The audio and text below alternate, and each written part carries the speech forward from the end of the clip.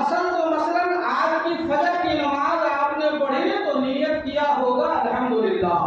نیت کرتا ہوں میں 2 رکعت نماز فرض فجر کی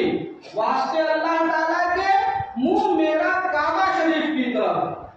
منہ میرا کعبہ شریف کی طرف، پیچھے اس امام کے اگر جماعت میں ہے تو اللہ اکبر. اب آپ نے کہا کہ منہ میرا کعبہ شریف کی طرف، لیکن نیت کرتے وقت کسی کو دیکھے تو وہ نیت کرتے وقت جناب والا اللہ اکبر ایسے نیت کرتا، منہ سے کہہ رہے ہیں کہ منہ میرا کعبہ شریف کی طرف اور منہ آپ کا پریکٹیکل ہے پاؤں کی طرف اور زمین کی طرف، یہ مصنون طریقہ تو نہ ہوا. اور کچھ لوگوں کو دیکھا جاتا ہے کہ جب وہ تکبیر تحریمہ کہتے ہیں تو اللہ اکبر کچھ تھوڑا زیادہ یا کم، لیکن ان کا چہرہ اور آنکھیں آسمان کی طرف ہوتی ہے، تو یہ تو منہ کعبہ کی طرف نہ ہوا.